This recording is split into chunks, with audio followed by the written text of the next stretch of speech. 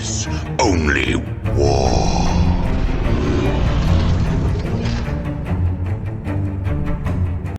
What is up, gents? 40k Dirtbags here. We're doing a video about the Assassins. They finally just released the points and the full data sheets on them. So they released all the Imperium people that you can add into your army.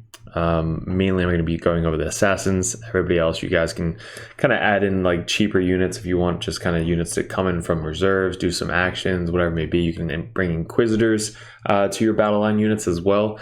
Some of them could be fitting different roles. Probably when we go over more the Sisters and maybe Custodes reports, I'll probably go back and see which ones they could be added into. We already did the Grey Knights, we did Death Guard and Chaos. This is only really going to be going into the Grey Knight since we talked about them last. But there's a lot going on the channel. Appreciate all my Patreons. You guys are fucking awesome. Dirtbag Nation, let's go. So we're about $430 for the Patreon page. Once we get up to 500, we're going to be doing a live stream and give away a ton of giveaways, stickers, dice. We have a Grey Knight Combat Patrol box. We have 2 old school Grey Knight Strug boxes. Actually just got an ACO. We're going to be giving those away. Also anything that we have a bunch of 3D prints that we're going to be giving away. It's just going to be an awesome hangout for all you guys. Just really appreciate you guys and kind of just talking, asking questions, hanging out, drinking some beers, and just giving away a bunch of free stuff. The higher you are in the Patreon, the more tickets and numbers you're going to be having in the raffle. So we're going to give first one giving out to the Grandmasters because you guys are obviously supporting the most. Then we have our competitive Dirtbags. You're going to get 10 tickets, and then the Justicars are going to get 5, and then all the Dirtbags are going to get 1. We're going to obviously spin the wheel, and you guys get to have the first pick of the full lot.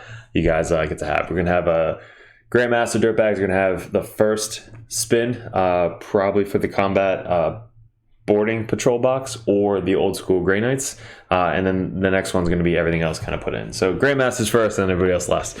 But you guys are fucking awesome. Again, I wouldn't be doing this without you guys. I saw a bunch of you guys at ACO, which was super cool. We got to hang out with actually one of the Grandmasters like the entire weekend. Boy Frank, he's fucking awesome. So the video mainly geared towards Assassin. I'm super excited about using them. One of them is just bonkers. Is going to be in my Grey Knight list first, right when I make my first Grey Knight list. So let's get into it. Agents of the Imperium. Let's make my fucking self smaller. Okay, so you can bring First Strike Force 2 retinue units and 2 character units. So if you wanted to bring 2 assassins, you can. They are pretty pricey, but the Vindicare Assassin, we actually already did a video on this guy. I am excited about using this. I think anybody with precision in this game is going to be nuts. You're going to have to hide your characters most of the game.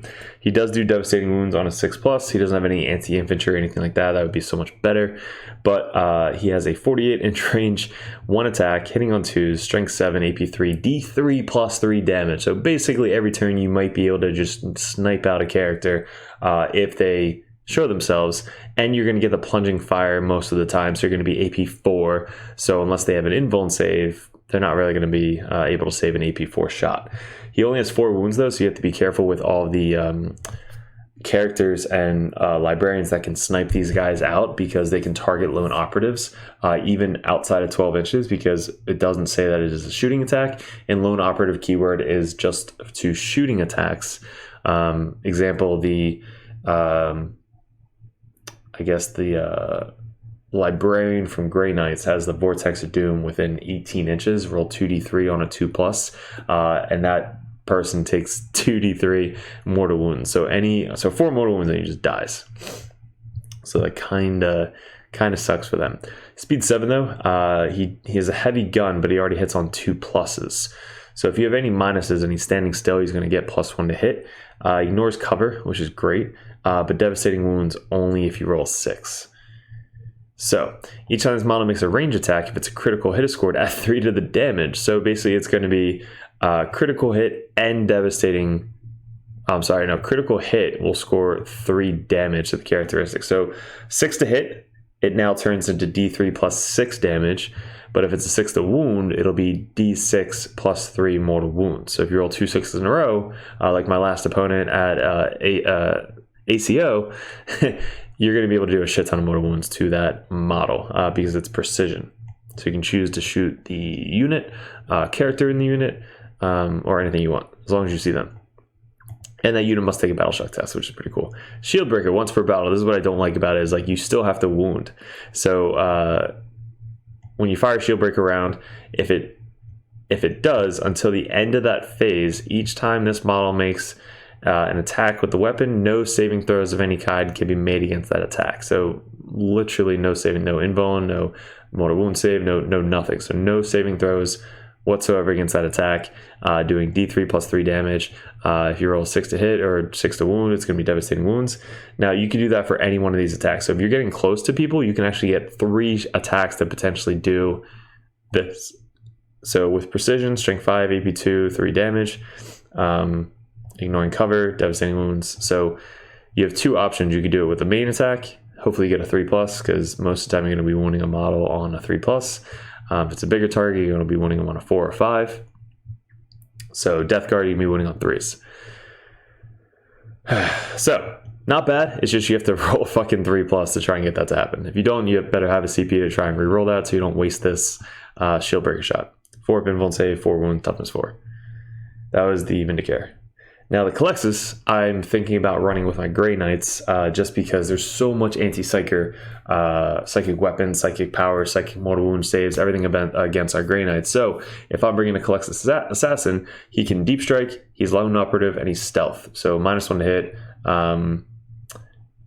He can't be targeted outside of 12 inches, and he can deep strike. So this guy has the precision, assault, anti-psychic 2+. 24-inch range.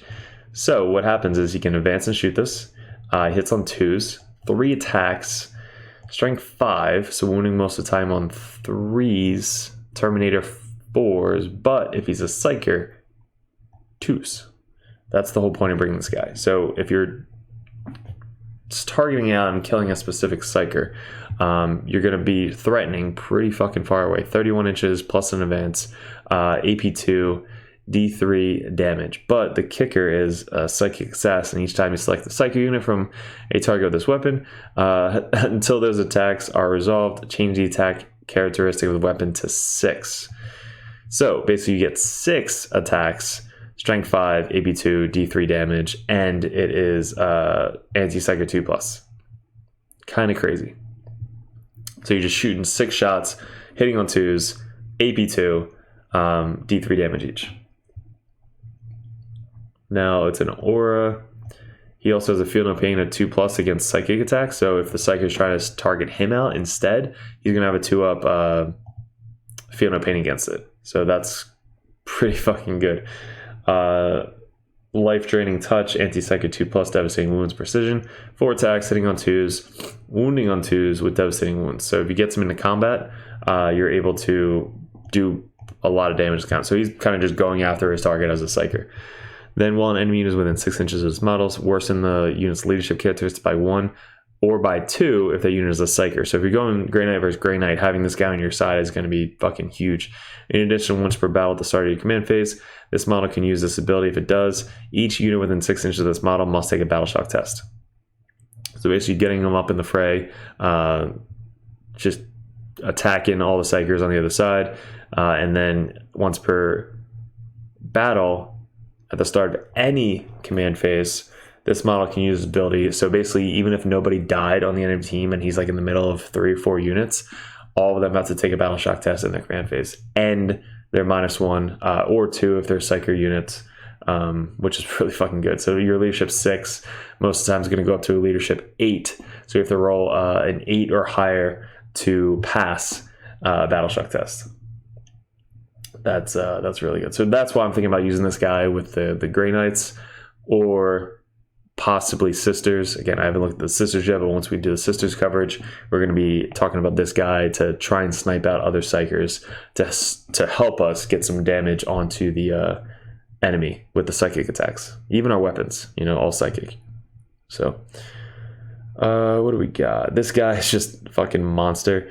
He's got Deadly Demise, so he blows up, Lone Operative, and Scout 9. So he's Speed 9 base. So let's think about this. He Scouts 9, so he starts on the board, moves up 9 inches, probably behind, terrain feature, whatever it may be, but then he can move up 9, so it's 18-inch movement turn 1. You then have a 6-inch charge if you're starting 24 inches away. So a couple different options you can do to shoot and declare a charge. So he gets to pick one of these in the start of your next command phase. Can advance the charge, so basically you're advancing and then charging that same turn. Advance, shoot, and charge, or you have the precision ability, which most of the time you're probably going to be using, or this model has sustain hits 3 ability. So every hit you have a sustain hit. Is that critical hits? Or is that every time you hit? Let's look up the keyword. Okay, so it's critical X. So anytime he gets a 6 to hit, it's going to be 3 hits instead, which is kind of nuts. So that's going to be great for horde battles, but precision I think is going to be mainly going to be used. So he's going to be kind of just going after characters specifically. The precision works with his pistol because it just says his attacks. The model's weapons gain the precision. So he's basically able to move up 9, shoot 12 inches, anti-infantry on a 3+. So 4 attacks, hitting on 2s, strength 4, but you're wounding infantry on a 3+. And since it's precision, you can put those attacks into a character. Now he's got the Power Sword, Nora Gauntlet, Anti-Infantry again on a 3+, 6 attacks, hitting on 2, strength 5, AP2, 2 damage. So these 2 damage are going to go into the auto wounding 3s against infantry into your character for precision. And then once per battle round, you can target this model with Fire Overwatch or Heroic Intervention, which is usually 2 CP for 0 CP, and can do so even if you have already used that strategy in the standard. So he's probably one of the, I would say personally, weakest of the assassins. Him, Vindicare, Culexus, and then Callidus, I would rank them top or bottom to top. But this guy is, I wished he was like super good just so you can kind of put him on the table and go crazy with him, but I don't know. He starts really far ahead, obviously there. And if you want to try and just gun towards a character, you're going to be spending, what is he? Callidus. Eversor 75 points. So he's the cheapest of the assassins. 75, 80. Culexus is 85, and then the Callidus is 115. Let's go to the Callidus and show you why she's 115 points. So we have Deep Strike, Fights First, Infiltrator, so starts, I think, anywhere on the table outside 9 inches of the opponent's deployment zone, and Lone Operative. Assigned agents, but Reign of Confusion. So once per battle, after your opponent uses a stratagem, this model can use this ability. If it does, until the end of the battle, the CP cost of your opponents must pay in order to use that stratagem is increased by 1. So once they use a stratagem, let's say they use a reroll strat, which rerolls hits, wounds, armor save, I don't know if the battle shock's in there, damage, charge, like anything that all that combined into one strat is now going to cost 2 strats. So once they use the first reroll, you're like, all right, hey, I'm going to proc my Reign of Confusion. That strat that you just used now costs 2 for the end of the game. Good luck. So that's going to suck, especially when people are using it for rerolls to charge. Worldies, especially if they kind of want to, advance charge, do whatever they got to do, and they're relying on that 1 CP to get the reroll charges, it's now going to cost 2 CP. If they want to do other strats, like let's say my Grandmaster is 1 CP. If I use a stratagem that 2 CP, I think his keyword is it only costs 1 CP. But let's say they have a strat that they're specifically using for 1 character every single turn. You know that's going to happen. So you're like, hey, that strat that you just used, I know you're going to use it every turn, is now going to cost 1 more CP. So let's say they were saving up 2 CP every turn. Now it's going to be 3 CP, which is just going to throw them off so much. So that alone is worth the extra 25, 35 points of bringing her. Having the Fight Fucking First ability is worth it. Having the Infiltrate is worth it. But if you want to be even better, Polymorph, at the end of the opponent's turn, if this model is not within engagement range of an enemy model, you can remove it from the battlefield, and then in reinforcement step to the next phase, it's set up anywhere on the battlefield that is more than 9 inches away horizontally away from the enemy models. If the battle round ends and not on the battlefield, it's destroyed. So she has a 4 pinfall save, 4 wounds, speed 7, Anti-infantry 2+ on her pistol precision, D6 shots, and then on her melee it's lethal hits with precision, AP 4 sword, which is freaking nuts. So hitting on 2s, 5 attacks, but lethal hits. So on any 6s, it's an automatic wound, AP 4, 2 damage with precision. So she has a chance to do precision pistol, anti-infantry 2+, and then lethal hits precision with her melee weapons. Speed 7, insane assassin. So she is going to be my Grey Knights list, 100%. Just want to fuck over some people. So if I have the points, I might actually go Culexus and Callidus, but most likely Callidus. Yeah, she's nuts.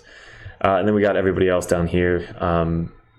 Some other people, characters that you might want to bring. You have this guy's, which is pretty cool. So in your command phase, this Psyker can use this ability. If it does, roll D6 on a 2+. A Psyker unit can only be selected as a target of a ranged attack is attacking models within 18 inches. So it's kind of like a cheaper version of the lone operative, but you use it for the unit. So you can attach this unit or this guy to a Imperium battle line infantry unit. So like strikes or Terminators. I guess you can put him in a Terminator squad. Just have a 10-man Terminator squad that can't be targeted within 18 inches. He's got an anti-infantry 4+ devastating wound, assault, indirect fire, psychic sustain hit 2, and a power fist. So not bad. That guy's pretty cool if you want to mess around with him. Inquisitor Codiez has Feel No Pain on a 5+ against psychic attacks and attacks made by demon models. So 5 up Feel No Pain, not bad. And on a 2+, you gain 1 CP if your opponent gains a CP. So each time your opponent gains a CP as a result of an ability, so there's going to be a lot of abilities giving CP to the other person, you then get a CP on a 2+. So this guy, I believe, is 75 points. Yeah, 75 points to potentially get a CP, especially with Grey Knights, because we don't really have CP generation. You can bring this guy for 75 points, and if your opponent gets one, you get one as well. But that's only if they actually have a way to generate CP. Chaos has a way to generate CP. Death Guard has a tally man. Grey Knights do not. But I'm sure there's other people that have ways to get CP. Chaos have a ton of ways to get CP. But if you want to bring this guy, just kind of keep the playing field even, on a 2+, you get a CP back. That's actually pretty cool for 75 points. He's got a Demon Hammer, so he actually took all of our Demon Hammers and put them under Inquisitor. 3 attacks, hitting on 3, strength 9, AP 3 damage. So he's not... I mean, he only has 3 attacks in combat, but he has anti-infantry 4+, devastating wounds, which is pretty cool. It's basically just a smaller smite, D6 shots. Toughness 3. And he can join battle lines, so strike squads. So if you want to just put him in a 5-man strike squad in the back, you can. Or if you want to bring a cheap 40-man Inquisitor unit to put him in the back, then you can do that. Greyfax is cool. She's got one of the lowest leaderships in the game. Yeah, Cody has a 6. She's a leadership 4. So anything that she's leading, she's almost always going to pass the battle shock or leadership test. She has a lot of anti-psyker abilities. So if you're going against Thousand Suns or other Grey Knight models, this is going to be really good. And she grants no escape. So excluding monster vehicle that is within an engagement range of 1 or more enemy units, the ability is to select a fallback. Models in the enemy unit must take a devastating escape test. So he fails on 1s, and I believe 1 or 2. Subtract 1 if they battle shocked. If they failed, add 1 to the test. So 1, 2s, and 3s, they just die. So the desperate escape now is the failing morale, essentially. So if they are battle shocked, it's worse. And there are some ways to make battle shock tests, especially her leading people that, like these units that are subtract 1 for the battle shock test, make people do battle shocks. Like combining that with Greyfax would be pretty fun. But she's okay. She just hates Psyker, so she has a lot of anti-Psyker, devastating wounds, and gives everybody anti-Psyker 4+. So she would be good to bring against Grey Knights. We'll skip that guy. Inquisitor, if you have a unit that really wants to use a CP every single turn. So if you want to bring him with a battle line infantry, so maybe a Terminator, again, I don't know, does he work on Terminator units? He might. He's speed 6, but if you have a unit that's going to be using 1 CP, you know, almost every single turn, on a 3+, you're going to gain 1 CP, so basically it's like a free CP. So potentially, you have 1 CP, you start the turn, you go up to 2 CP, you spend 1 CP, go down to 1, but on a 3+, you go back up to 2, so it's good if you're going to be using him with a unit that you know you're going to be spending the CP for. So just look at the stratagems that you're going to be using. If you're going to be using, let's say, a strike unit coming down within 3 inches, or deep striking, and then if they move within 9 inches of you, you can spend 1 CP to get away. Well, you spend 1 CP and then boom, you get it back on a 3+. So he can be a good combination with units that, again, you know you're going to be spending a CP on. And psychic feeling pain on 5+. Mortal wounds. Just mortal wounds. It's not anything crazy, just a 5 of feeling pain against mortal wounds. So what we lost with Grey Knights, this guy is giving it back to us. Eisenhorn, pretty cool badass. Increased demon host stuff. Nothing really crazy. These guys, this guy's pretty cool. So if you want to bring 2 mystics, I believe it's 140 points. So you get 10 Inquisitor Acolytes, 2 Gun Servitors, and 2 Mystics for 140 points. But the 2 Mystics, or you just bring 60 for 4 Inquisitor, 1 Gun, and 1 Mystic. So you could bring 2 units to get 2 Mystics in there for 120 points, or 1 Mystic for 60 points with those other guys.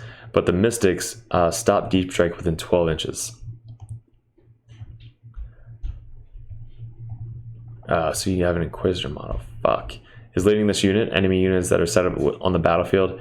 Reinforcement steps cannot be set up within 12 inches of 1 or more of this unit's Mystic models. So if you combine, let's say, 60 points with any one of these other Inquisitors, I mean, you could bring a Demon Host and just bring, Demon Host and combine it with this guy because he makes Demon Host better. Double the attacks characteristic of a weapon equipped with the Demon Host. What does Demon Host give you? So this one, 8 attacks, strength 6, AP 2, 1 damage. Unholy Gaze and Warp Grasp.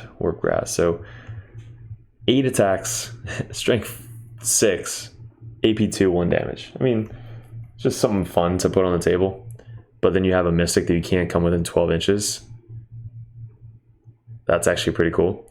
At the start of the opponent's shooting phase, select one enemy infantry unit that is within 12 inches of visible of this model. Roll d6 on a 2 to 5. Until the end of the phase, each time a model in that unit makes an attack, subtract 1 from the hit roll. That's pretty cool. On a 6, until the end of the phase, is not eligible to shoot. So it's not that reliable. So maybe just having a cheap Inquisitor. I don't know if there's any CP that you would want to spend for one that's in the core strats for those guys for 60 points. I mean, you have 1 Gun Servitor, so maybe a reroll and a 3+, but then if you don't roll 3+, you spent that for a stupid reroll. Or you bring Codius. So you got Codius. Yeah, so you got Codius for 75 points, and then this guy for 60 points. So you're looking at 135 points to not deep strike within 12 inches, so it can block out your backfield. And on a 2+, you gain a CP back. So there you go. That's actually a pretty good combo. So Codius with the 1 Gun Servitor and 1 Mystic and 4 Servitors. So they're basically doing actions if you need to, and no deep strike within 12 inches. So you put that in your backfield, 12 inches away from the corner. So that way everything within 12 inches there, they can't deep strike. So then all your other guys are kind of hopping around doing shit with Grey Knights, jumping all over the place. And at least your back home field objective is free with a 12-inch bubble. Fuck, now I have to add that. So we have 135 points plus 115. That's 240, 250 points. So a quarter of our army. No.